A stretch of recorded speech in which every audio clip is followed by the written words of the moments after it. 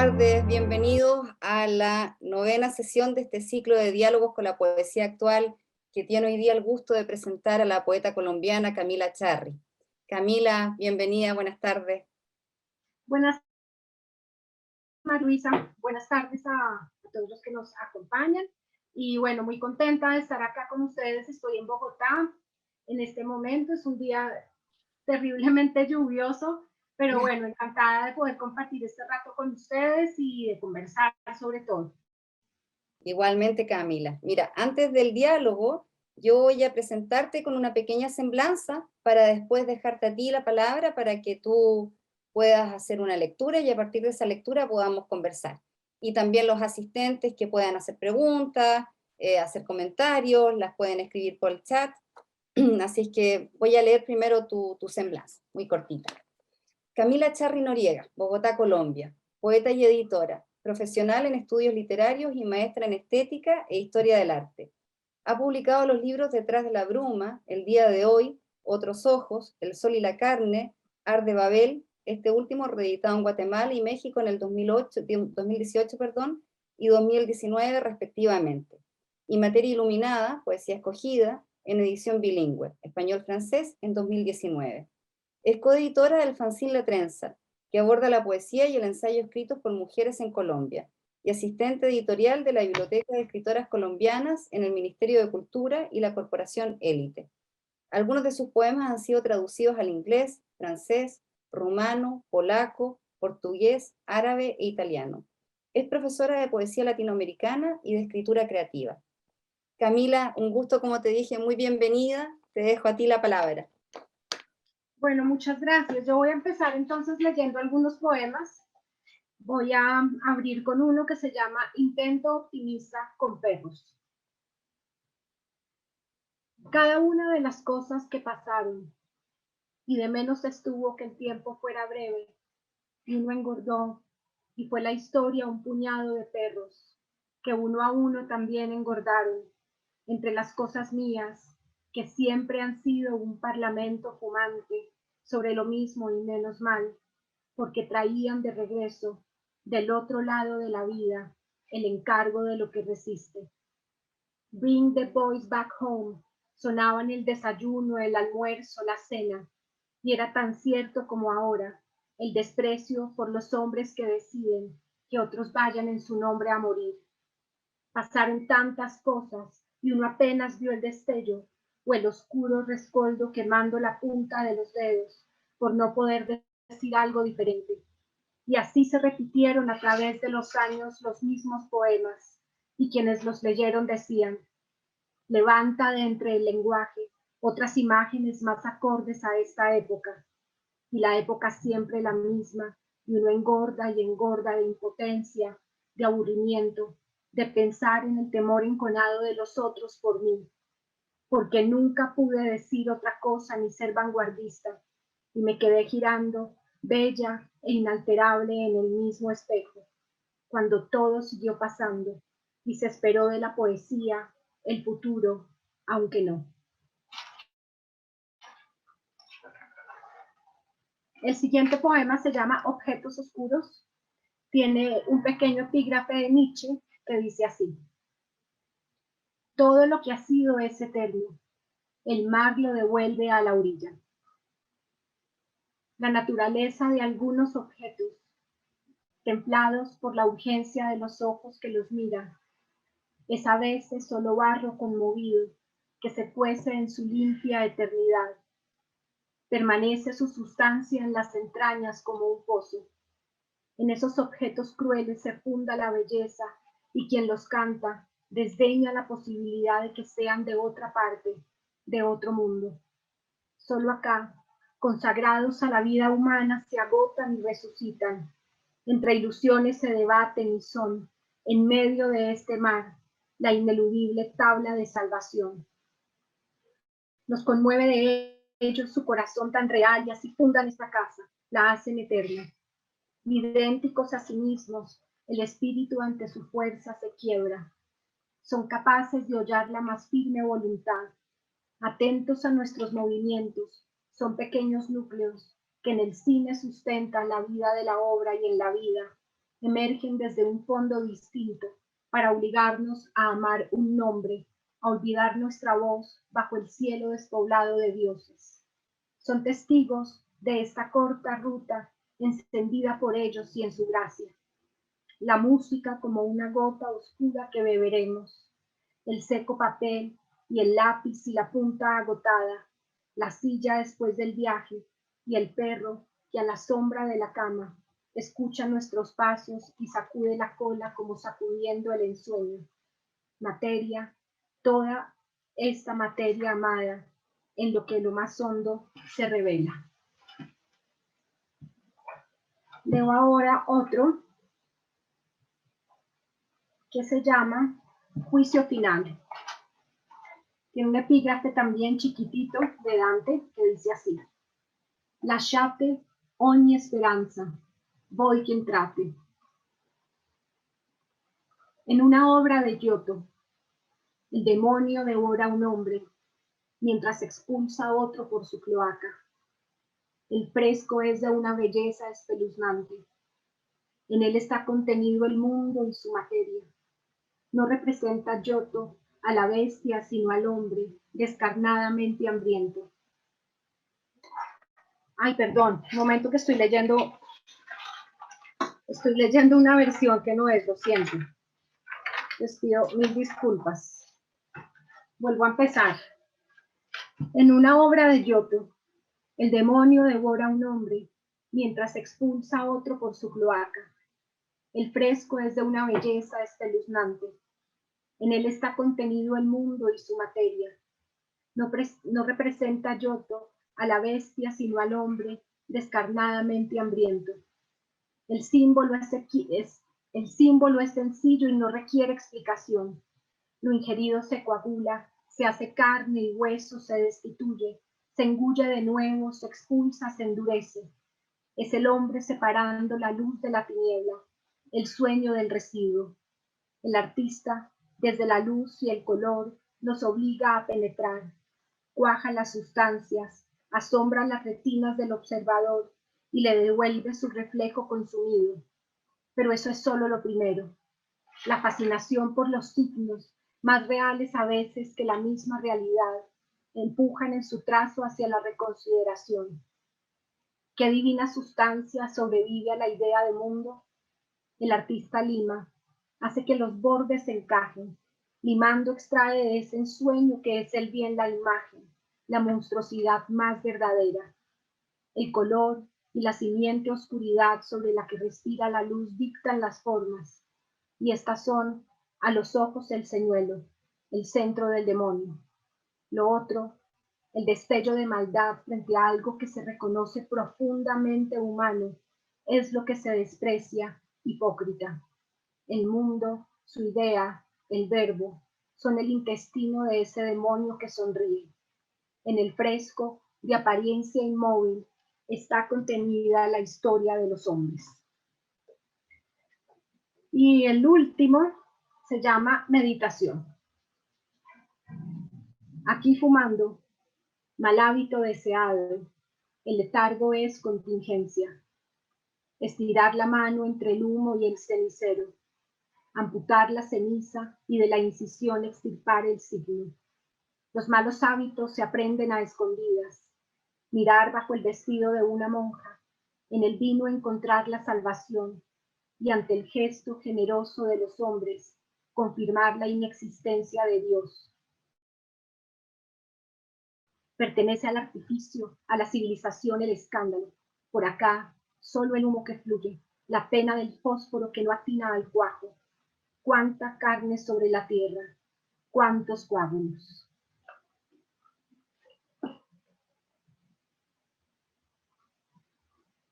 Muchas gracias, Camila. Bueno, Sí, te voy a pedir seguro que leas más después, así es que esta entrada para poder empezar un diálogo. Bueno, me dan ganas de preguntarte muchas cosas, voy a tratar de poner mi cabeza en orden para no avasallarte con preguntas.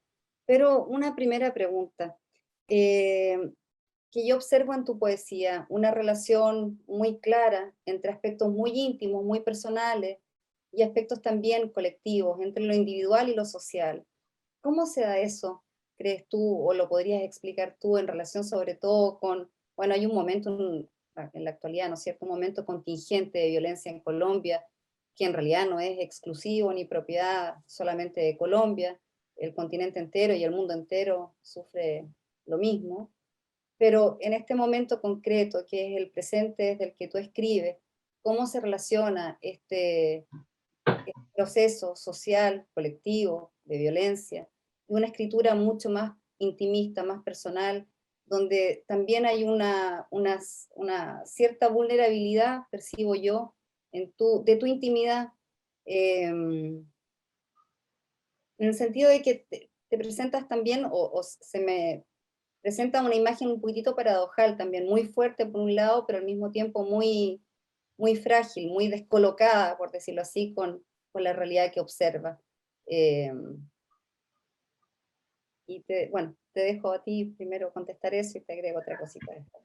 Bueno, yo voy a tratar también de poner en orden mi cabeza para poder contestar claramente y bueno, pues sí, con toda la honestidad, por supuesto.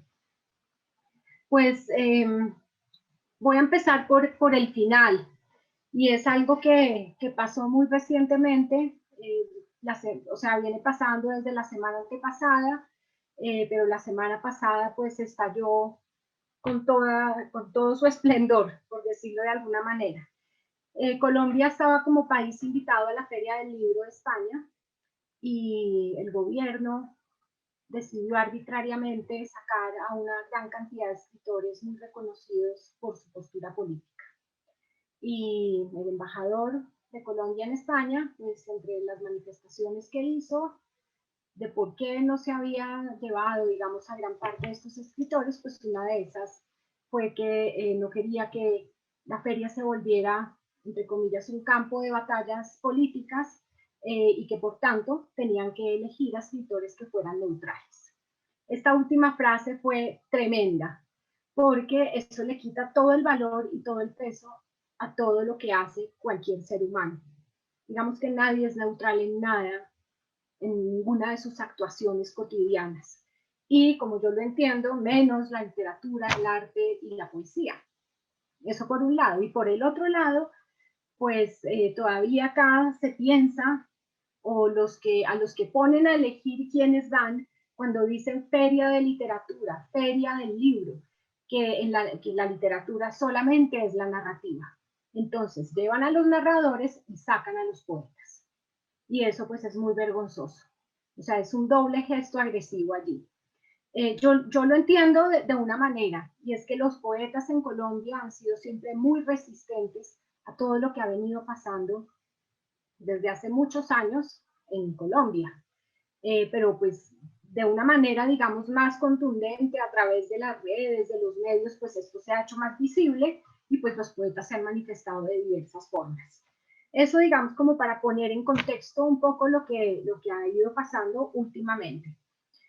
Entonces, ¿cómo lo entiendo yo desde mi propio ejercicio creativo, el entorno en el que vivo? Es un entorno terriblemente violento, es un entorno en donde se violentan los derechos humanos de una manera indecible, y eso pues lo vimos en noviembre, en el primer paro, ¿cierto? Contundente, grande que hubo, y ahora en este 2 de abril de este año, que se extendió casi 3 veces, y pues ahí vimos ocurrir una gran cantidad de atrocidades, y bueno,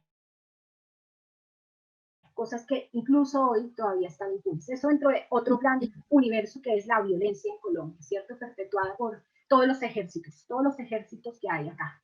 Y pues donde la población civil, y precisamente o más particularmente en las zonas rurales, son las que han cargado con todo esto a lo largo de muchos años. Pero pues eso, como es obvio, pues se ha venido también adentrando a las ciudades de una u otra manera, y bueno, pues los noticieros acá son una pesadez de ver, o sea, no hay una sola buena noticia nunca, todos los días es una cosa tras otra, es la corrupción por un lado, y entonces hoy descubrieron que tal se había robado tantos millones que eran para el internet de los niños en las zonas más apartadas, y entonces aparece el nombre de la ministra de TIC, y entonces nada, les lavan la cara, y entonces al otro día, cuando uno ya piensa que esto fue la copa y que ya hemos visto todo, al otro día aparece otra nueva gota y la copa nunca termina de llenarse. O sea, es una cosa muy loca. Entonces vivimos en esto cotidianamente, esperando mañana a ver qué otro de estos señores del gobierno se va a robar alguna otra cosa que es del bien común. Los impuestos acá son brutales, o sea, estamos pagando más impuestos que quién sabe qué.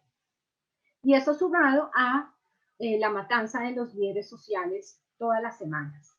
Y eso también a la inseguridad tan tremenda que estamos viviendo, que obviamente se descarriló peor con todo esto de la pandemia por todas las dificultades. Entonces, cuando se vive en un sitio que está, digamos, tan cargado de tantas cosas, pues es imposible que eso no atraviese lo que uno es y lo que uno hace. Sobre todo pensando en que el lenguaje es una manera de pensarse uno en él, ¿cierto? De reconocerse como individuo y desde esa individualidad tratar de construir una colectividad. Entonces, aunque no directamente en muchos poemas eso aparece allí, sí, obviamente hay una carga de muchas cosas que lo están abordando a uno desde afuera todo el tiempo y que es imposible que no pase. Y creo que la poesía pues es una manera también para vaciarse a uno y darle claridad al pensamiento de todo ese tipo de cargas cuando se vuelve tan pesado, pero también es una manera de manifestarse y de decir, hombre, esto no puede seguir pasando. Y está bien, la poesía no va a salvar a nadie, o sea, uno no es un mesías, el arte no ha salvado a nadie, pero sí es cierto que en determinados momentos pequeñas obras, ¿cierto? O grandes obras han hecho detener el tiempo a muchos individuos y reflexionar y pararse frente a ciertas cosas de una manera crítica o con otra mirada. Entonces, digamos que lo que yo hago principalmente lo hago para mí, para, para tratar de desocuparme de todo eso, pero, pero pues más allá de eso también considero que sí tiene que haber alguna manera de nombrar, que uno no puede quedarse callado cuando vive en un país como este. O sea, es un deber que uno tiene, no quedarse callado. No sé si te contesté, porque también como que me extendí un montón. No, no, no, sí, bueno, yo comparto la idea, o sea, es imprescindible la conversación respecto de una situación puntual de Colombia, que en realidad no sé si es tan puntual, cuesta un poco referirse a otro país porque es un tema siempre delicado, pero tiene una connotación particular ser una poeta colombiana, que es un país signado para afuera, también por una marca de violencia, así como Chile también tiene sus cargas propias. Sin ir más Claro. lejos, tú hablas de esta situación de hace poco tiempo, 2 semanas, en la que algo supe en redes, claro que me parece imposible disociar el aspecto político de otros ámbitos de la vida. En realidad, siempre doy el mismo ejemplo tonto, pero que en realidad no es tan tonto a lo mejor. La política lo atraviesa uno absolutamente, desde los calcetines que usa hasta las, los planteamientos, los posicionamientos explícitamente políticos que uno tiene o con los que uno se identifica o los que uno asume. Entonces, pretender una cierta neutralidad en el plano de la política es absolutamente errado desde todos los lugares. Pero Sí, es sí, una vergüenza. Y también está este asunto de la censura, o sea, censurar a todo el mundo. mm, Eso no puede ser. mm. Bueno, curiosamente tú me señalas dos cosas una cosa que me interesa mucho y otra cosa que me queda un poquitito colgando todavía. Tú dices que, bueno, tiene mayor, lo escucho siempre de poetas, ¿ah? Que hacen el hincapié en que tiene mayor repercusión mediática o hay, parece, un mayor interés de marketeo en la narrativa por sobre la poesía. Yo habría pensado lo contrario. Bueno, Chile tiene ese mote que creo que fue una mitificación absoluta, que es un país de poetas. En realidad no sé si están así. Hay grandes poetas y ha habido grandes poetas, hay una tradición literaria bien importante, pero bueno, esa glorificación mitificadora es peligrosa también porque sitúa en un lugar que puede ser muy muy falsario. Pero sí, ¿tú consideras que la poesía está en un segundo plano en este momento en tu país y en América Latina también? En Porque Colombia sí, te lo en pregunto porque Colombia siempre lo ha estado. Siempre lo ha estado. Digamos que las grandes editoriales publican narrativa. Es muy difícil que se arriesguen a publicar libros de poesía. Y pues como te digo, cuando se habla de los festivales pues más reconocidos en donde la palabra es literatura, pues la literatura para ellos es la narrativa, la novela, pero no la poesía. Por fortuna hay muchos festivales de poesía acá, muchos y muy buenos, de verdad que pues se han dedicado pues, a lo largo de mucho tiempo a tratar de reconocer el trabajo de los poetas y eso pues es una cosa admirable. Pero sí, principalmente se publican novelas. Y bueno, también hay muchas editoriales independientes ahora que están publicando poesía y eso pues también es una maravilla porque la poesía tiene, tiene otro tipo de pálpito que no tiene la narrativa y la gran narrativa tiene ese pulso poético que es innegable. Entonces, pues es importante reconocer el trabajo de los poetas también, como dentro del ámbito literario. mm, me llama la atención porque, bueno, en redes uno ve que en realidad este tiempo de pandemia ha sido ocupado fundamentalmente para festivales, para lecturas poéticas, para talleres relativos a la poesía, más que a la narrativa. No lo estoy censurando ni criticando, de hecho me interesa que sea así, pero me llama la atención porque lo he escuchado también de otros poetas. A lo mejor es mi visión particular, pero tengo la impresión de que la poesía tiene una presencia en este momento bastante grande, ¿ah? Por sobre lo que Sí, en uno... las redes sí. Sí, en las redes es muy visible. Por ejemplo, acá en Colombia es súper visible. Pero yo creo que es el lugar que se escoge porque afuera la narrativa pues es la que tiene todos los estandartes. Entonces, pues de alguna manera las redes son ese pequeño refugio para la poesía y para que los poetas puedan ahí mover sus cosas. Mm. Camila, y una preguntita que me quedó ahí todavía como colgando de lo que tú señalaste antes. Y en esta impresión que tengo, porque bueno, por lo que yo te conozco previamente, un poco, a mí me da la impresión de una mujer bien aguerrida, bien fuerte, con un carácter bien claro, sobre todo muy consecuente, muy definida, nada de ambigua, nada de neutra, para usar la palabra cuestionada.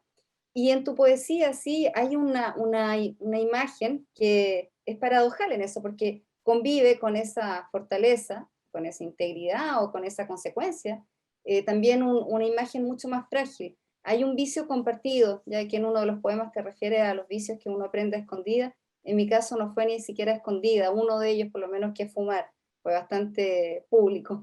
Y, te veo fumando en tu poesía, de bueno, uno tiene como el cliché, o yo no en realidad, pero quizás la población lectora, de imágenes como de mujer más vulnerable, o a lo mejor como de mujer muy firme, no lo sé, pero independientemente de ese dato, que es un poquitito pequeño, quizás medio ridículo, hay una fragilidad, sí, notoria en ciertos aspectos íntimos que se pueden observar en tu obra. ¿Cómo, tú crees que es así, que conviven esos dos espacios? O, Sí, sí, yo creería que sí. Eh, pues sí, la poesía es una manera de nombrarse a uno mismo también, desde los recorridos que va haciendo en su propia vida, desde sus propios temores, desde las cosas que lo conmueven profundamente, desde lo que lo atemoriza, etc. Y pues uno se va ahogando en ciertos temas. Y creo que más que intentar pues este asunto de ser súper vanguardistas y de innovar y voy a escribir de tal o X o Y manera o voy a poner acá palabras así y abajo otras torcidas, voy a empezar a hablar de una manera distintísima. Yo creo que lo renovador sí puede haber en la voz de alguien es precisamente ahondar cada vez más en esos temas que causan un poco de mucha inquietud, más bien. Y pues a mí personalmente hay unos que me conmueven mucho y que creo que atraviesan sin querer queriendo, pero vuelvo y los encuentro en lo que he tratado de construir. Uno de ellos son los perros que me han acompañado toda la vida, y los perros son la fragilidad total. O sea, no recibe uno de ningún otro ser tanto amor y tanto cariño tan desinteresado. Y bueno, ha sido compañía para mí desde que tengo uso de razón. Entonces creo que aparecen siempre de una u otra manera y aparecen enunciados desde diferentes ángulos. Y bueno, otra cosa que me conmueve mucho son los objetos que lo acompañan a uno, las cosas que, no sé, que uno tiene eh, y en las que también intenta reconocerse. A mí me gusta mucho el arte, entonces eh, también por la potencia que tiene, por la manera como nos llama, de distintas maneras. Entonces también aparece el arte en la poesía, y el arte también tiene mucho de la fragilidad, si pensamos que arrastra también el espíritu de otros, que, pues, que han requerido también de desencajarse y de componerse pues para poder producir su propio trabajo. Y también la música, en mi casa en este momento ahora no hay, pero siempre hay música. Entonces, pues la música también hace que el estado de ánimo se afecte de una u otra manera. Y por supuesto aparece la naturaleza también siempre. Yo crecí lejos de la ciudad y hasta que tuve 12 años, llegué a la ciudad cuando tenía 12 años, entonces creo que como que ese inconsciente siempre me está hablando, siempre me palpitan los árboles en la cabeza. Y bueno, y el viento y las montañas, y pues eso es algo que a mí me conmueve. Por ejemplo, voy a contarles una pequeñísima historia. Yo no he salido mucho de mi casa, honestamente, en todo este tiempo. Llevo casi desde que empezó la pandemia recluida en mi casa bueno, por varias razones, además de pues, la contingencia tan tremenda. Y hace 3 meses vino un amigo que vive en Carolina del Norte, un amigo muy querido de la universidad, de los pocos amigos que sobreviven de aquellas épocas, y nos invitó a una casita en el campo. Entonces nos fuimos 3 parejas. Y, y bueno, yo al principio estaba muy temerosa porque yo pensaba como, bueno, de pronto acá, después de tanto haberse cuidado, pasa algo, entonces tocó entre todos conversar. Ustedes se han cuidado, sí, nosotros súper bien, ustedes también, sí, también. Y finalmente tomamos la decisión y nos fuimos. Y nada, fue de verdad una revelación, fue como recuperar una voz perdida.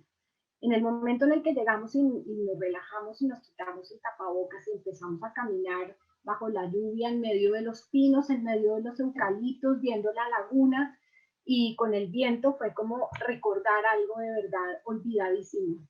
Y creo que eso es una de las cosas de la poesía. Creo que en la poesía se ponen en tensión varias cosas, como esas grandes violencias que ocupan la realidad, digamos, extralingüística, y esas otras que son todo lo que lo signa a uno y es coordenada en la vida y que lo conmueve. Entonces creo que ahí están en tensión esas cosas. Bueno, te me adelantaste con una de las preguntas que tenía, porque de los libros que yo he leído tuyos, que tú tan gentilmente me enviaste, bueno, hay un tema que es evidente, bueno, tú lo señalas, que es la presencia de los animales, que es un tema que a mí particularmente me interesa mucho, porque durante ya varios años vengo estudiando el problema de los animales en literatura. Yo sé que a ti, por lo que percibo en tus poemas y por lo que sé muy desde afuera de tu vida personal, sé que te gustan mucho los perros y que aparecen en tu poesía, bueno, con esta mezcla, ¿no es cierto?, de fragilidad, también sometidos a la violencia También. con el ser humano, lógicamente. Pero es un tema apasionante porque tú dices dos cosas que son, o por lo menos tres cosas que me gatillan, cosas que son también muy cercanas a mí porque comprometen mis líneas de estudio, el tema de los animales, el tema de los nombres, el nombrarse. Tú dices que la poesía es una forma de nombrarse, que sería muy interesante, me dan ganas de meterme ahí, pero si no te voy a llevar solamente al tema de los nombres, porque yo lo veo desde un lugar diferente. Para mí el nombre siempre es una marca que sella, que clausura, y evito esa tipificación o en los textos que estudio, que evitan ese nombrar. Pero te voy a aprovechar un poquitito de eso que te estoy preguntando, porque tú dices la poesía es una forma de nombrarte, de acuerdo, pero me acuerdo de algo que dice Derrida en un texto, bueno, dice que el animal, ¿no es cierto?, en relación al nombre, siempre siente este nombre como un anuncio, un preanuncio de la muerte, de su propia muerte. Ujú. En realidad, sobre todo en narrativa lo he visto, más que en poesía, para ser sincera, porque estuve como centrada en textos de la narrativa de las últimas décadas. El tema de los nombres en literatura, en relación con los animales, sobre todo. Hay una novela, por ejemplo, que a mí me gustó muchísimo. No sé si es tan buena la novela, pero me interesó la problemática, de una escritora dominicana, Rita Indiana, que se llama Nombres y Animales. Y toda la novela es la búsqueda de un nombre para un gato. A mí me gustan mucho los gatos, me gustan todos los Y animales, también, sí, a mí también. gatos y perros, pero creo que ahora me han atraído más los gatos, los perros, perdón. Los gatos fueron siempre como una pasión y desde mi última gata decidí, ahora no tengo más gatas, es mucho el sufrimiento, no, no. Y ahora quisiera tener un perro. Pero bueno, vivo en un departamento pequeñito, difícil tener un perrito. Pero esta idea de los nombres, ¿cómo lo ves tú? Porque yo lo pensaba un poco a la inversa. De alguna manera la literatura también, no solamente como una forma de nombrarse, pero también de despojarse de los nombres que nos clausuran, nos sellan, nos tipifican. Pensando en esta novela de Rita Indiana, para ver si la podemos poner como en diálogo, ella busca un nombre para un gato, toda la novela está es una novela de aprendizaje, en la búsqueda de este gato en una libreta, va anotando diferentes nombres. Pero en el aprendizaje vital se va dando cuenta, bueno, que hay un personaje justamente que es el menos humano de todos, que le demuestra que esto es innecesario, que los animales no necesitan nombre.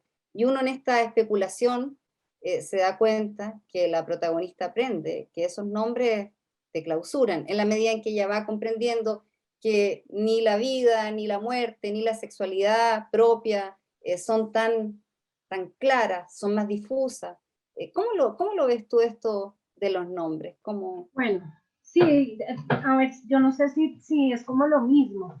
Sí, digamos que se le asignan nombres a las cosas, a los objetos, a los animales, a las personas, para, para darles un rol y para asignarles, digamos, un lugar específico en la realidad.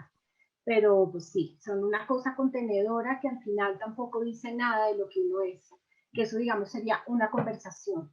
Y la otra creo que sería el nombrarse a uno en la poesía, el decirse a través del lenguaje. Creo que en ese decirse hay varias cosas y una de ellas, justo anoche estaba terminando de escribir un pequeñísimo texto para un proyecto en el que estamos trabajando sobre un oráculo y me tocó el colibrí. Claro, tenía que mirar a ver qué papel cumpliría el colibrí. Y pues bueno, a mí me gustó, digamos, la idea porque pienso en la multiplicidad y la multiplicidad finalmente sería como ese nombrarse y decirse en la poesía hasta perder el rostro, digamos, pensando en Michel Foucault, ¿cierto? Hasta desvanecerse o en el devenir de Deleuze, llegar a ser otro, no hablar por el otro, sino llegar a ser otro, a ser otro, devenir otro a través del lenguaje, convertirse en otro, transformarse y desocuparse de uno mismo, salirse del yo, de construir el yo y poder ser nosotros. Creo que esa es la búsqueda que yo hago, a pesar de que muchas veces uno es torpe y uno se nombra, yo creo, yo pienso, yo siento, que es tan vanidoso y tan pendejo al fin y al cabo. Pero yo creo que por lo menos en los últimos años la tarea ha sido esa, es como tratar de anular el yo, diluir el yo para que en realidad fluyan otras cosas, para que haya la posibilidad de acercarse a otras orillas y de alcanzar pues esa tan famosísima otredad. Y eso tendría que ver con todo lo marginal, con lo que se deja por fuera. Y en este caso entrarían allí los animales. No en el darles un nombre, sino en el traerlos al fluir, digamos, de la palabra misma. que finalmente se nombra es a sí misma, al fin y al cabo. Pero pues los animales habitan el margen de la realidad humana. Los animales son invisibles para muchas personas, ¿no? O sea, hay muchas personas que todavía piensan que ni siquiera que los animales no sienten, y pues cuando uno ha convivido tantos años con un animal, pues entiende que siente igual que uno. Miedo, eh, no sé, angustia, felicidad, yo qué sé, no sé si en la misma escala o de la misma manera, pero solamente eso pues, para mí ya es suficiente. Y pues bueno, lo otro marginal, pues obviamente ahí están las mujeres, por supuesto, y están también todas las personas que están en tránsito, de que no se identifican con su propio sexo y que están tratando también de encontrar su lugar. O sea, todo lo que está en el entre es lo que tiene que caber en la poesía, en ese nombrarse dentro de la poesía y traer eso otro que está en el margen, como yo más o menos lo entiendo. No sé si te contesté. Sí, totalmente. Y te pregunto, bueno, tú tienes una formación académica que no se nota en realidad en tu poesía, y lo digo como un plus, no como un detrimento, claramente, sino que creo que la escritura poética cuando es académica pierde mucho. Cuando está más despojada de los rasgos academicistas, se carga mucho, es más cerebral, creo yo. No tiene ese valor de milagro, por decirlo así, para ocupar un lugar común. Pero yo, claro, se nota esta influencia académica en tu discurso cuando uno conversa contigo, están ahí esa lectura, esos influjos. ¿De qué manera puedes decir tú que ha influido tu trabajo académico y también tu trabajo como editora, que es muy importante? Yo sé que ocupa un espacio fundamental en tu vida, y me imagino que también en tu quehacer poético. ¿Cómo lo influencia? ¿Son cosas que logras escindir, que logras apartar o las incorporas? Pues primero me alegra que me digas que lees los poemas y que no tienen ese peso académico, porque No, llevo un muy buen tiempo sin poder escribir nada, porque cada vez que me siento a escribir algo y lo leo, digamos el borrador o lo que sea, siento que está cargado de un montón de ideas y de conceptos y de cosas y lo desecho, porque pues porque sí, porque siento que no está pasando ahí de fresco por ahí. Entonces, hace mucho tiempo que no puedo escribir juiciosamente poesía, por ejemplo. He estado como muy metida en, sí, en cosas académicas, la verdad.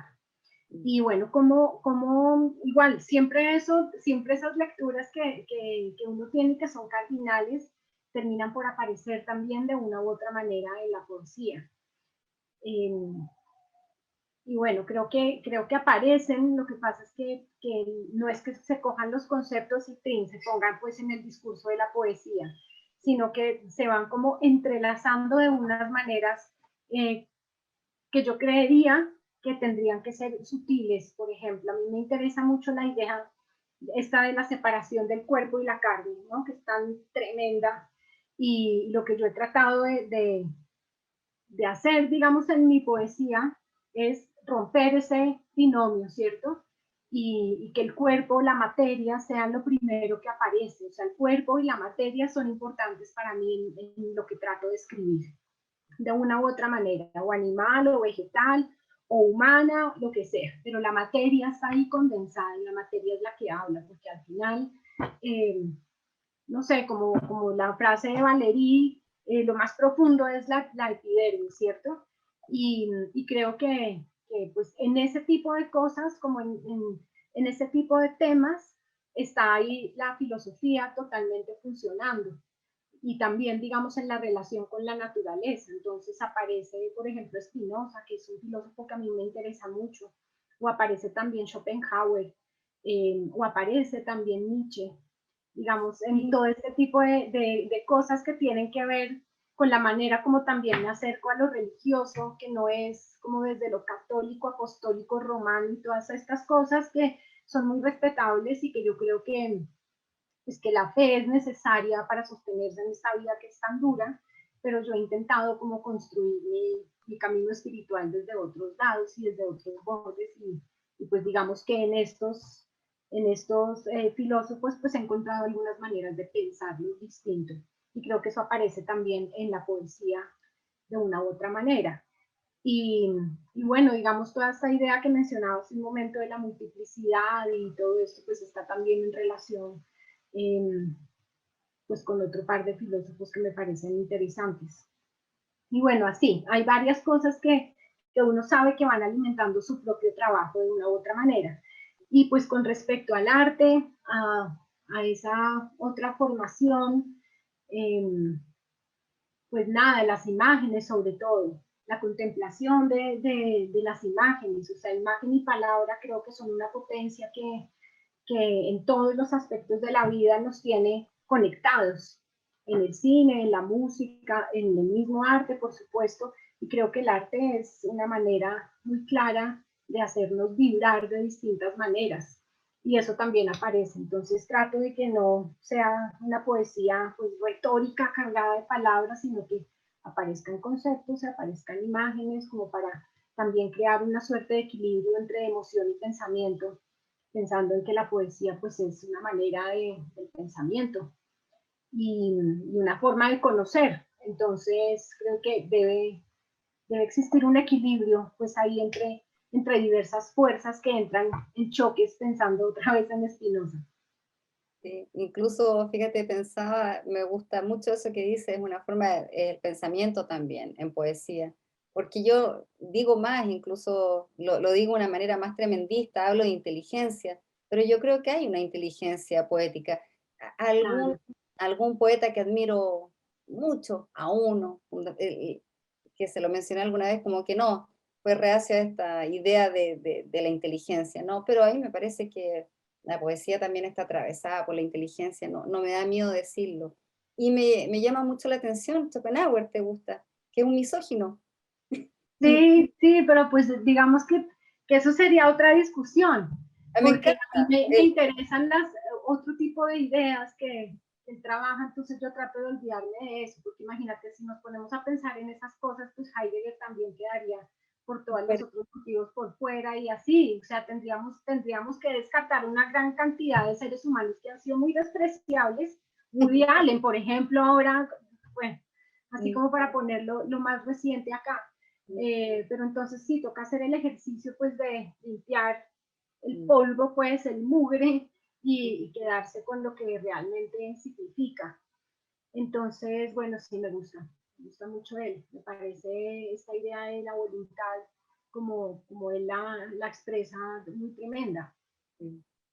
además, fíjate que yo aquí, como yo, no es mi disciplina, la filosofía no es mi disciplina, la ocupo en la medida en la que se me ocurre y como me gusta, la tomo muy laxamente, porque claramente no me voy a meter en profundidades filosóficas. Entonces me importa a mí también, pero un reverendo comino, que Schopenhauer sea un misógino, a lo mejor lo estoy entendiendo de manera además muy literal, si es misógino o no, pero su texto sobre el amor sexual me parece maravilloso, además que es una visión tremendamente compleja eh, desde la perspectiva de género probablemente, puede ser muy discutible, Sí. pero muchos otros, yo también creo, muchos otros autores, poetas, intelectuales, que pueden tener visiones muy discutibles, yo les perdono la vida. A mí A me gustan algunos, yo a algunos, algunos, no a todos, lo reconozco, no a todos. en realidad es una cosa de simpatía y esas son gratuitas la mayoría de las veces, o algunas no, en realidad algunas son muy racionales, pero me permito querer a algunas personas odiables. Exacto. Camila, ¿y nos quieres leer un poquitito más? Claro, claro. Y ahora me acordaba, por ejemplo, cuando habíamos mencionado hace un momento el cine, que, bueno, yo conocí a Thomas Harris, que es un poeta chileno a quien le tengo un gran, gran cariño, tal vez en el 2015. Y hemos mantenido una correspondencia frecuente. Y sobre todo, esta correspondencia se ha sostenido sobre recomendaciones mutuas de películas y de series a lo largo de todos estos años. Y bueno, pues nada, me acordé ahora de Tomás por lo del cine que estábamos mencionando y por estas imágenes que uno va capturando también de otro tipo de disciplinas para su propio lenguaje poético. Pues. Y Mira, sí, la poesía es un logos, es una forma de logos, claro. tú sabes que Thomas pertenece a lo que se denomina aquí en Chile la generación del 80 y la mayoría, bueno, si no todos en realidad, de los poetas de la generación del 80 están muy influenciados por el cine, la música, entonces establecen relaciones intertextuales y en realidad, bueno, Tomás es un espectador de cine permanente, él ve. Permanente, sí. Después de que tú leas te voy a preguntar un poquitito sobre cine y música. Ok. Voy a leer un poema que se llama Cuerpo Adentro. El agua mece la casa. La oscuridad, tren silencioso, cruza y tantea los huesos. Los habitantes observan desde los rincones, acostumbrados ya al vértigo que les produce ser la estación de lo que fluye. Las paredes también son de piedra, también los objetos más elementales, las sillas, la mesa, las camas, los cuchillos afilados por si vuelven las fieras, también las lámparas que cuelgan de los techos, manos abiertas, se encienden cuando la luz las nombra. Todo lo demás es de carne. El agua llena todas las habitaciones. Se abre paso a través del cuerpo y nadie teme.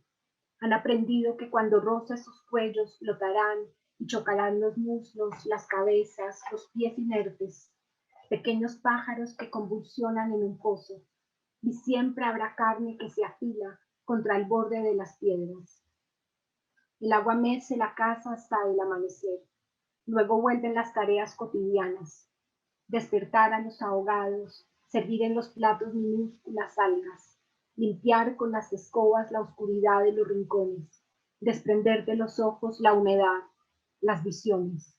Carne sobre carne el aliento humano, carne la mía, despeñada. ¿Leo otro o no? ¿O más tarde? No, sí.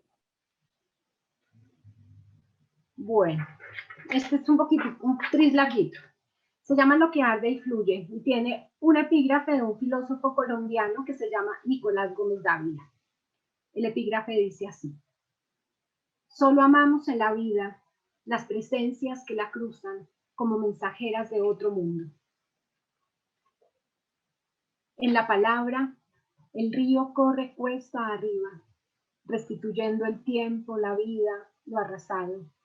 Pero vivir es el río que regresa y los derrumbes, la violencia de los días donde existe Dios. Un perro nos espera en ese fondo imposible que desconoce la palabra. Luminoso permanece en el envés de la vida y acá hiere su distancia, su canto bajo la lluvia, su agotada carne, su lengua mansa. No puede la poesía reconstruir huesos y dientes, y el perro nos observa desde ese fondo imposible que es la muerte. Su pulso, sin embargo, lo hace cardinal. Ciertas cosas habitan la potencia de lo innombrable, ciertos abismos en la vida, tocados jamás por el lenguaje, cosas iluminadas solo desde su interior, de ligera luz, retenidas en su estado de latencia. A veces desde afuera algo las enciende. La poesía que en la vida es aliento nos devuelve a la abertura, a una imagen descuajada de los signos que se llaman. La palabra a la distancia que las saca del pasado y las arranca de su reposada inexistencia. Pero en esta habitación todo tiene nombre propio. Un perro observa los días ya sin él. Tiene nombre, pues es propio de la vida nombrar todo lo que arde y fluye. Conocemos el pasado de esas cosas solas que nos miran desde la imposibilidad. Somos lo elegido por su fuerza. Transcurrimos entre ellas atentos al polvo que cada semana les borramos. Son la vida y para ellas nuestro nombre es una huella dactilar o la vuelta que les damos para que el sol no las irrite. Incólumes persisten. A diferencia de nosotros, gozan ellas de un piadoso Dios que las salva de la ruina. Yeah.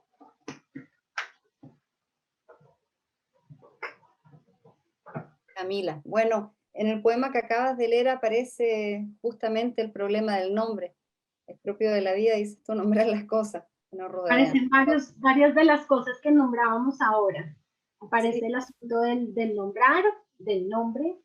Aparece el perro, pues mi perro que se murió hace ya 5 años. Bueno, aparecen varias y confluyen varias cosas. en ese poema, por eso lo leí. Y en el anterior está el problema de la carne y de la materia.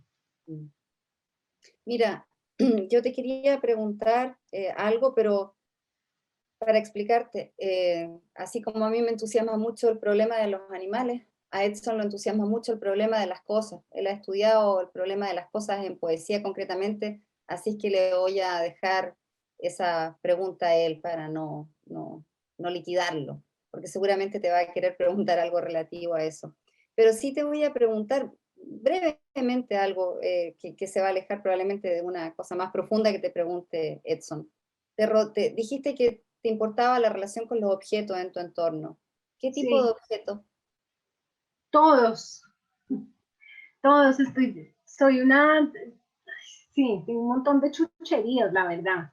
Me gustan un montón las antigüedades, entonces tengo como esos objetos que me gustan. Pero también me encantan las plantas, entonces también tengo muchas plantas que no son objetos, pero son para la contemplación también, además de que toca cuidarlas, por supuesto.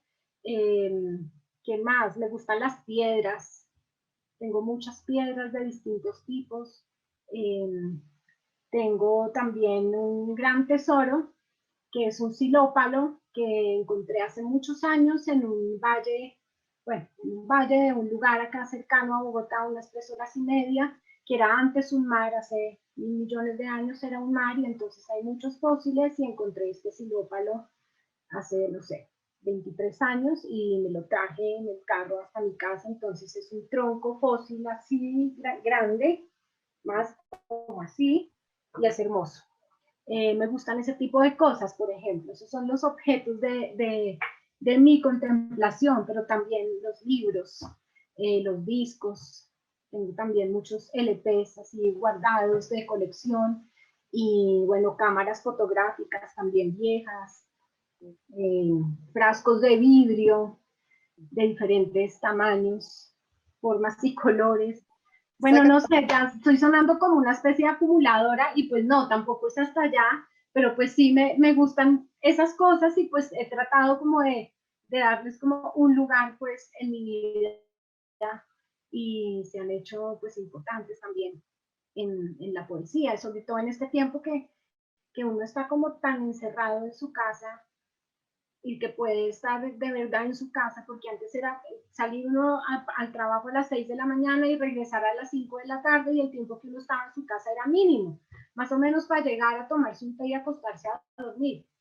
Pero en este tiempo como que mi casa de verdad recobró un espíritu que pues, y pues se volvió el lugar en donde estoy todo el tiempo, y, y pues claro, los objetos todo el tiempo le están a uno hablando, todo el tiempo le están diciendo cositas.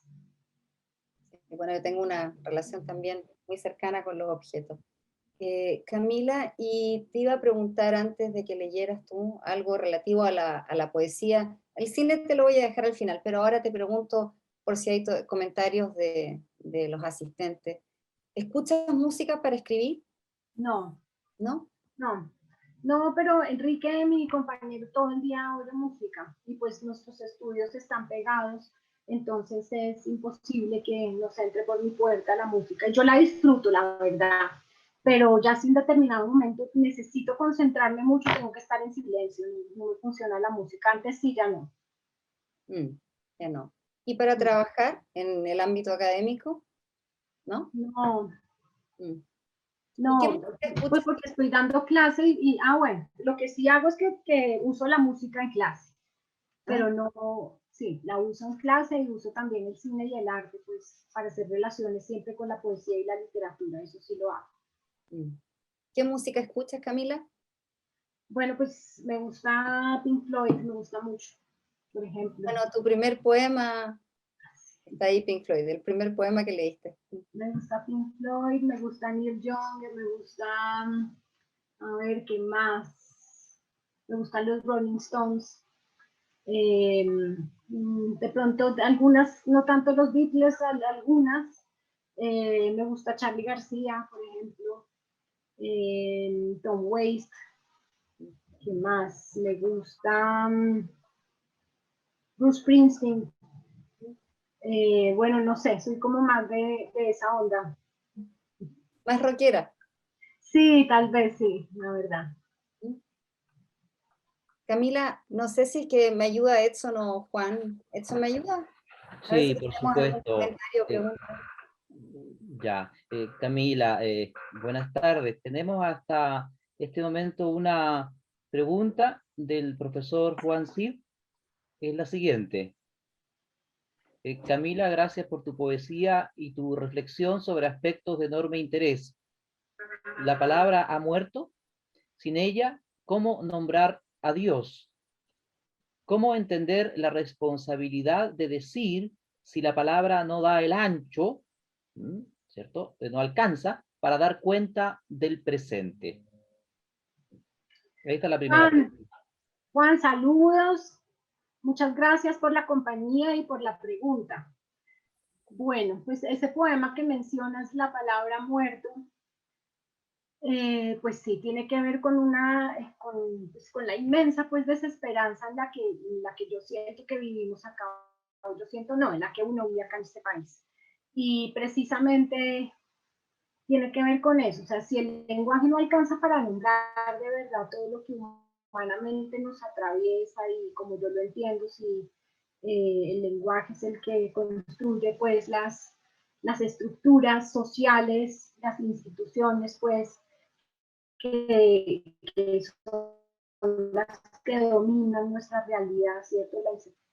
Eh, pues ahí también está Dios atravesado, ¿cierto? Entonces, si la palabra ha muerto no hay suficiente lenguaje, pues tampoco hay Dios, digamos, entendiéndolos en su doble correspondencia. El lenguaje crea al hombre, el hombre crea, el Dios crea, perdón, el lenguaje, el hombre a través del lenguaje crea esta idea de Dios y Dios le da en ese doble gesto, en esa simultaneidad, pues el lenguaje al hombre para crear, entendiéndolo pues desde alguna suerte de filosofía. Entonces, pues creo que al final no queda nada, creo que esa es como otra cosa compleja y yo soy un poco fatalista y no soy muy optimista en nada, como decía eh, Francis Bacon, soy optimista absolutamente en nada. Entonces, pero pues igual hay que resistir y hay que tratar de sacarle al lenguaje todos su luz o toda su oscuridad, pues para aferrarse pues a este estar vivos y a la existencia y darle sentido a la existencia, porque igual pues esto pasa así, no dura nada, y pues si ya no se hizo algo acá, ya no se va a hacer después. Entonces, creo que un poco desde ahí, no sé si le contesté a Juan o pegué tremenda enredada, como que más bien pegué tremenda enredada. Bueno, listo. Sí, Camila, le ha respondido, me hace señas desde ya. Bueno, Juan, gracias. Aprovecho de plantear una pregunta, tal vez, que contiene una reflexión también, que me ha surgido luego de la lectura de 4 de tus libros de poesía, ¿ya? Porque, bueno, tú has señalado hace algunos minutos atrás que el signo cuerpo es clave en tu escritura. Pero ese signo cuerpo yo lo veo siempre en función de la carne, ¿no? Que es un cuerpo de alguna manera separado entre el esqueleto y la carne, ¿ya? En la carne, es cierto, abriéndose es la carne desprendida ya del esqueleto que funciona a veces como restos y residuos que ha dejado la violencia en sus múltiples formas tan bien textualizadas en tus poemas, ¿ya? Eh, y esa violencia, ¿cierto? Que ha destacado indudablemente la crítica, los comentadores de tu poesía. El mismo Chirinos dice, ¿cierto?, que tu poesía es una alegoría de la violencia, que cada uno de tus poemas son una herida abierta de la que emana el dolor más acendrado, ¿ya? Lo que me parece muy, muy significativo. Y se han referido también, François Roy, por ejemplo, a la nostalgia, que sería uno de los eh, digamos la palabra griega, ¿no? Del patos dominante de tu escritura, y que tú me dices ahora el pesimismo, ¿no? Tal vez podría ir tal vez en esa dirección, porque yo si bien veo nostalgia, me parece que no es lo que domina toda tu escritura, ¿ya? Ahí disiento de la opinión crítica anterior, ¿ya? ¿Por qué? Solamente tomo, a propósito de esta relación tan significativa entre lo humano y lo animal, un poema que se titula El perro muestra frenético sus dientes, ¿ya? Ujú. Y allí yo encuentro dos versos que me parecen claves. Dice, como el perro, mis labios riñen con la vida y tragan luz. ¿Ya? Eso escribiste, ¿no? Entonces, a este patos de la nostalgia, ¿m?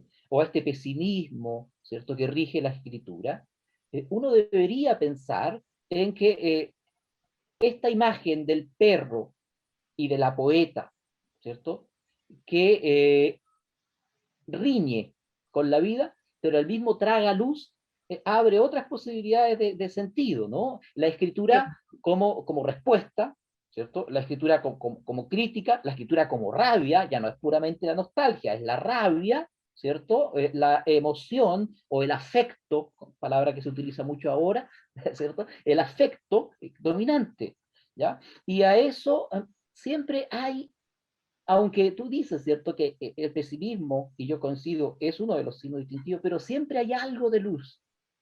En una cosa pequeñita a veces, insignificante, aparece esta luz, ¿cierto? Y en ese momento tú utilizas una bella palabra que utilizaba también Martín Adán, el pasmo. Hay un momento en que el sujeto queda pasmado, y es cuando descubre la belleza en medio del horror, ¿ya? Y esa belleza no es el horror, sino que es no. su contrario, ¿no? La vida, ¿ya? Es decir, que si bien está esta vía de la nostalgia, del pesimismo, también está presente la rabia, la crítica, la rebeldía, que abre a veces, en medio de todo lo terrible, ciertas ventanitas utópicas, como decía Bloch, ¿no es cierto?, donde algo hay de esperanza, porque si no lo hubiera, ¿para qué escribir también? Correcto. Solo eso. Sí, sí, muchas gracias, Edson, muchas gracias. A ver, ¿cuándo fue esto? Hace como unos 4 meses tal vez. eh, Tuvimos una conversación alrededor de un libro que también le hice llegar a María Luisa, que es más bien como una antología en donde hay pocos poemas recientes, que se llama Materia Iluminada.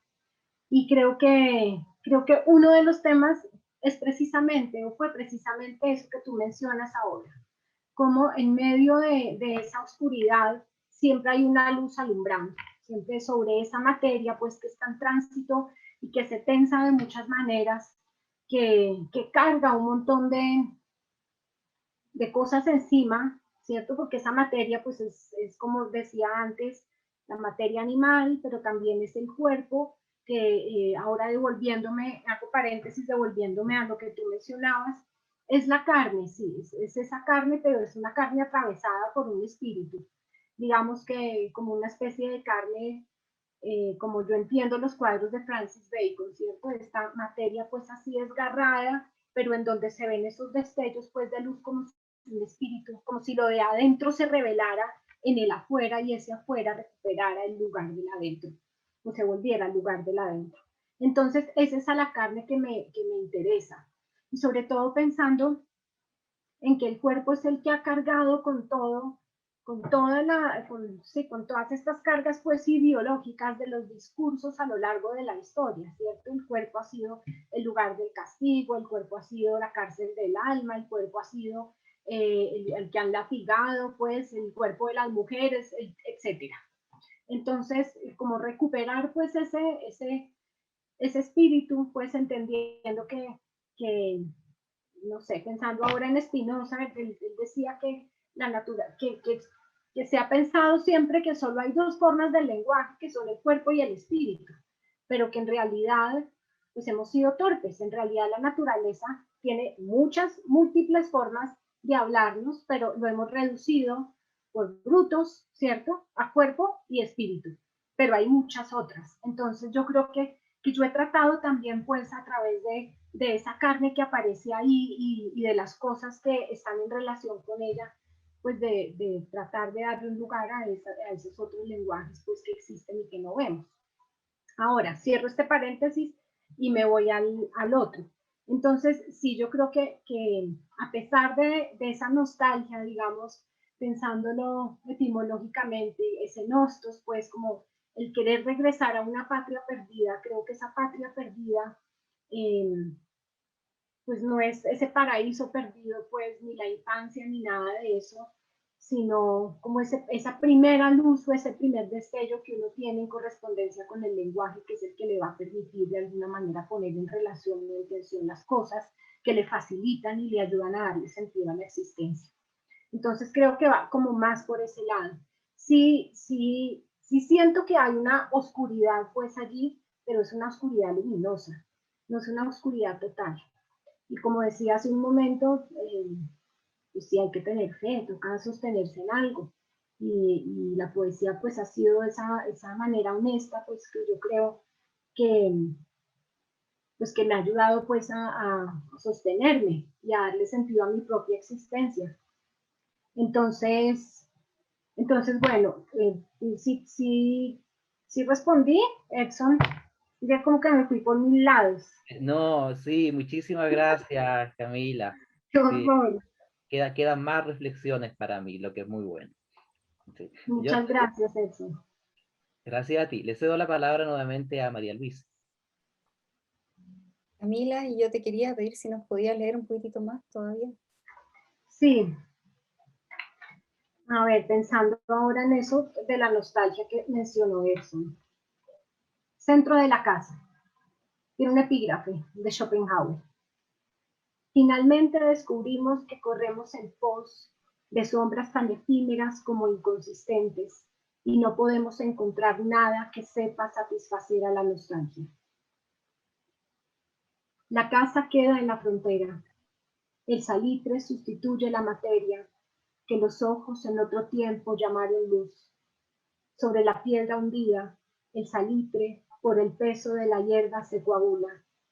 Hemos olvidado todo.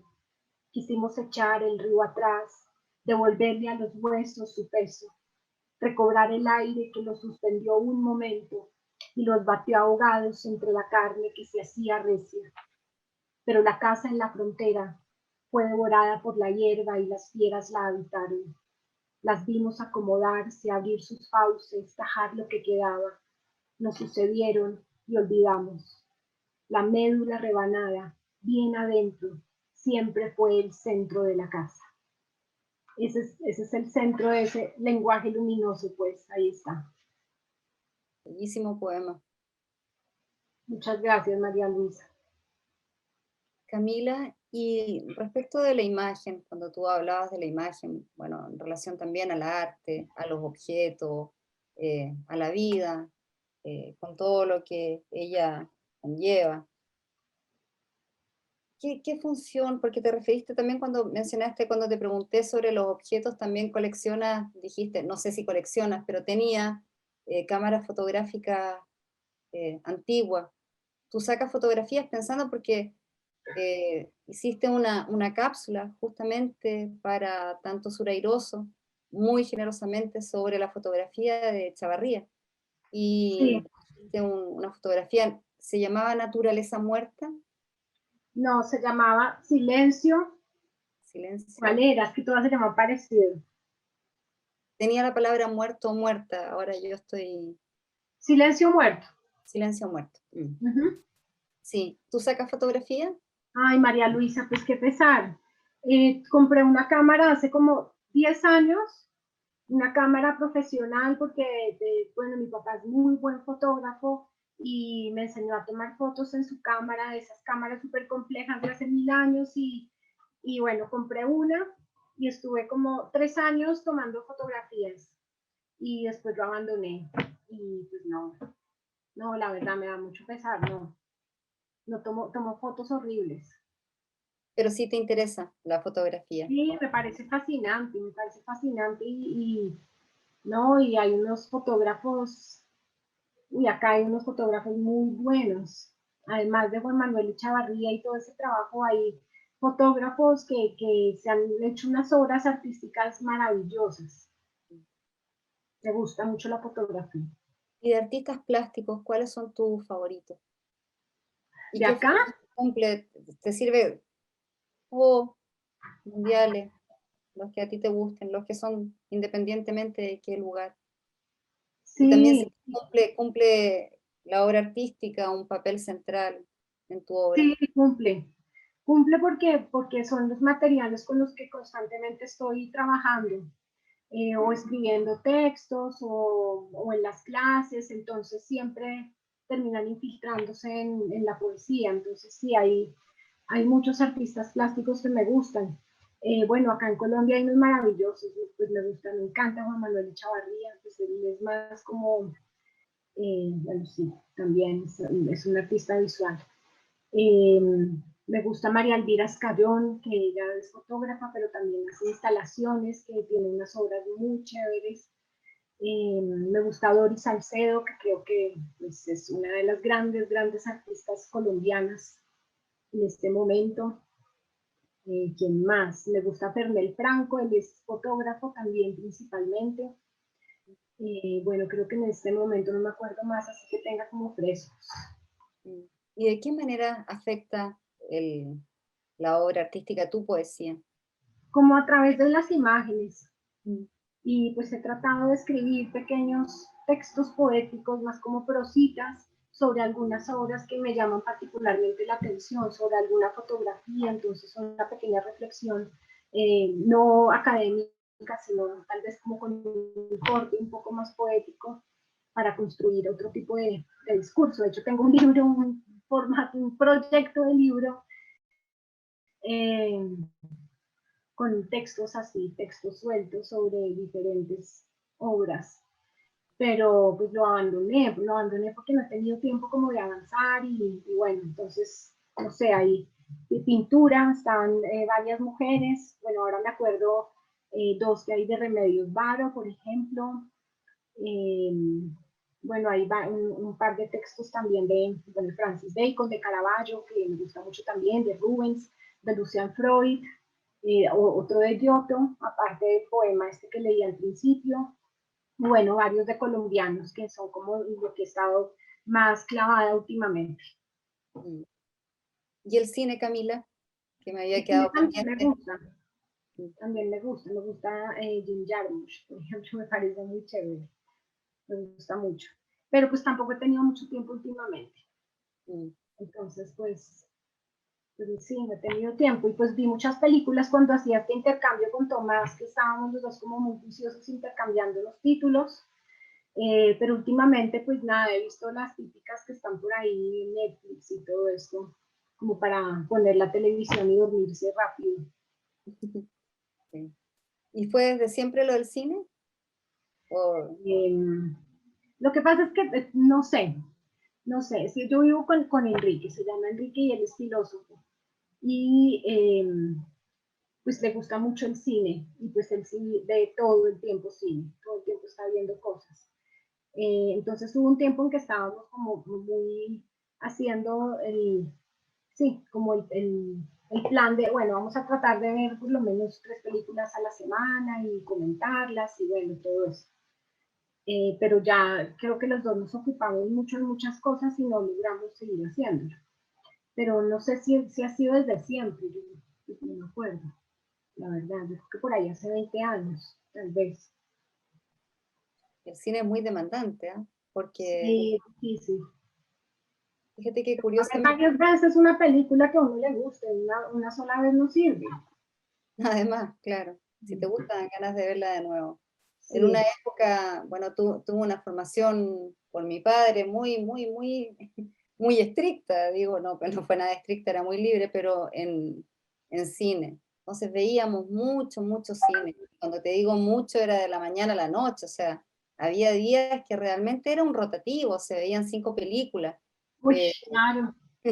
y después me vino una saturación y hace varios años ya. En realidad desde la muerte de mi papá decidí que no lo decidí, fue algo que se dio, como era un gusto muy compartido, ya dejé de ver cine y me interesa cada vez menos. Y haciendo uso ahí de lo que dice tu compatriota, Fernando Vallejo, que a mí me gusta muchísimo como narrador, a él también le gustan mucho los perros, aunque es un Sí. personaje bien polémico, yo lo Mm, sé, pero a mí me gusta mucho él. Y bueno, tú sabes que él estudió cine, él se fue a estudiar a sí, Italia, cine, y después dice, bueno, aquí es un embeleco del siglo XX, yo cada vez lo creo más también, creo que con todo lo que me gusta y con todo lo que me gusta, lo que vi, cada vez me interesa menos y me centré ya solamente el tiempo lo ocupo en leer y no en ver películas. Es muy demandante además. Si tuviera que retomar estos 10 años donde he visto poco cine nuevo, cuando veo cine son películas viejas, o sea, sí. viejas que ya vi, en realidad, bueno, hay como una panadería permanente, salen películas y cada vez me interesan menos, pero sé que hay mucho también ahí de prejuicio a lo mejor y que hay mucha cosa valiosa, pero es increíble cómo me he alejado del cine. Claro, y toca tener tiempo, es cierto. Sí. Camila, ¿y nos quieres leer para ir cerrando, para terminando? Claro. A ver, déjame ver, como para pensar en otro tema. Bueno, aquí están los objetos. Juego de los días. Tiene un epígrafe también chiquito, de Epicuro, que dice así. De espera en espera consumimos nuestra vida. Por acá todo es casi fuego a diario. El perro olfatea en la cocina las cenizas de la luz. Eso es la desaparición, la ausencia de la lengua sobre el pan, los ojos que desean lo que se hunde en el misterio del mundo. Yo no sé si es bueno nombrar, yo no sé, pero a veces, cuando amenaza el fuego lo más elemental, uno se pregunta si de esa manera debe ser todo. En la cocina, la tetera canta exasperada y el olor a hierro quemado es el único vestigio de un agua seca y reseca, inexistente entre el fondo negro de la olla. Otro día es un cigarro que encuentra entre silbidos el blanco corazón de la colilla que se ahoga. Allí el fuego es pasado, certeza limpia. Así también pasa con el cuerpo y uno sigue preguntándose qué lo quemará. Una enfermedad en los pulmones, un carcinoma, un balazo, una traición. ¿Quién sabe qué extraño fuego acabe esta espera? Y un último, ¿dónde está? No, acá está, chiquitito. Ay, ahora no lo encontré, perdón.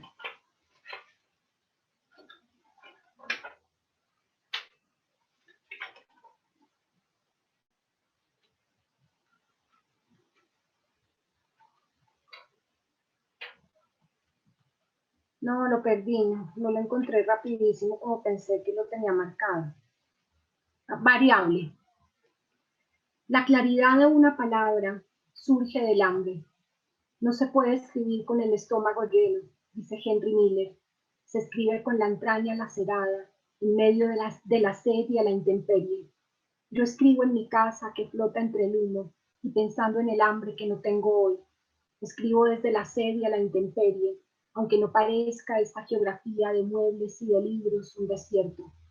Un amigo dice que la punzada es siempre la misma en el estómago y que la abundancia proviene a veces de una extraña fiebre que hace colapsar, de la impotencia de presentir en las palabras un más allá que no se alcanza. La exuberancia, no la aridez y su esquiva sustancia también sostiene el poema. Las palabras son a veces simplemente la imagen de un pozo, una nube o un símbolo que los años mudarán. Este poema me ha causado muchos problemas, les cuento, ¿Qué? porque habla del hambre, y el hambre de la que habla es un hambre metafísica, no es un hambre física, o sea, sería una atrevida sabiendo la realidad en la que vivimos, latinoamericana, en la que el alimento es tan escaso, estar diciendo pues que yo escribo acá en mi casa sin hambre, pues como un pachá, y la gente, o sea, muchas personas muy agresivas en algún, no sé dónde fue esto, la verdad, que no, que cómo era posible que yo fuera capaz de escribir, pues que yo escribía llenísima mi barriga, sin ningún tipo de remordimiento, cuando esta realidad era tan cruel. Ay, no, eso fue una cosa tremenda, fue de verdad tremenda esa historia con ese poema. Entonces me tocó salir y aparecer y decir como, no, el hambre de la que se está hablando es metafísica, por favor, hay que leer un poquito en contexto, aunque yo no tendría por qué haber explicado pues lo que había ahí. Pero bueno, ese poema me ha causado dificultades. Qué cosa. Y mira, bueno, Sí. una mirada muy simplista además, porque para Ujú. ser bien honesta, también hay tanto malditismo impostado muchas veces en poesía, en narrativa, en ensayo, en cualquier género, en teatro, y muchos presumen pasar mucha hambre en todo el sentido de la palabra, haber sufrido muchos dolores, haber pasado hambre física incluso, y en realidad creo que en la mayoría de los casos provienen estas palabras de realidades bastante burguesas. Entonces Ujú. me parece un aprovechamiento del concepto también, un mal uso del concepto. Yo creo que el Sí. reconocimiento de que hay momentos, incluso en lo literal, a partir de la crítica que te hicieron, en los que la realidad inmediata puede ser más o menos calma, reconocer eso tampoco tendría nada de malo. Sí, eso es muy complicado. Mm. Y pues, bueno, también depende de los contextos de donde surgen este tipo de comentarios. O sea, acá hay gente muy antipática como en todas, así uno crea, o yo haya creído hace 1000 años, pues, que era un lugar pues para la tranquilidad del espíritu y no sé qué, pues, no, convivir con otros poetas es duro y los poetas son tremendos y pues eso ocurrió precisamente en un escenario pues con otros poetas y yo decía, no, esto es increíble, o sea, tontería de verdad. Bueno, todas esas cuestiones pues, de los egos y las envidias, las competencias tampoco saludables. Sí, bueno, en todos los gremios suceden ese tipo de, Sí. existe ese tipo de rencilla, pero creo que entre los poetas es más fuerte, quizás. Sí, yo por eso trato de ni siquiera salir de mi casa. Aparte porque además me parece muy atrevido, lo hablaba el otro día precisamente con un poeta chileno, que esto de decirse yo soy poeta, yo soy artista, es de verdad, yo, yo soy incapaz de decir, es que yo soy poeta, o sea, no me atrevo a hacer una cosa así. ¿Cuántas bobadas ha hecho uno? O sea, tanta gente grande de verdad que ha hecho cosas y no se dice a sí mismo ni poeta ni artista. Entonces, aquí todo el mundo se nombra a sí mismo gran poeta. Y, ay, no, yo no puedo con esas cosas. Pero Camila, de todas maneras sí eres poeta y una muy buena poeta. Así es que para nosotros realmente ha sido un gusto escucharte, constatar eso, que quizás lo dice con excesiva modestia. No, no, no, no, tienes que creerlo porque es cierto, eres una poeta y una muy buena poeta. Y no me cabe la menor duda de que debe ser muy buena profesora también. Eh, No, pues muchas gracias, María Luisa. Ha sido un gusto escucharte, la posibilidad de conversar contigo, de conocerte un poco más. Perdóname tú también, yo soy pésima periodista porque no soy periodista, entonces siempre acá No, juego a hacer preguntas que perfecto. trato de que sean lo más abiertas, pero me meto más de la cuenta en la conversación, me dan ganas de conversar y de que tú también como yo podamos fumar un cigarro las dos, no solamente yo ahí a escondida, porque como yo no aparezco después ahí en la grabación, me libera. Entonces, pero bueno, seguramente vamos a seguir conversando, estoy segura de que sí, y en esa esperanza me quedo. Agradecerte a ti y a todos los asistentes que nos acompañaron el día de hoy. Camila, de nuevo un gusto poder conocerte más a ti y tener la posibilidad de escuchar tu poesía en tu propia voz, que siempre leerla en voz del autor es una gracia y es una cosa que se agradece muchísimo. No, María Luisa, yo pasé muy contenta, de verdad.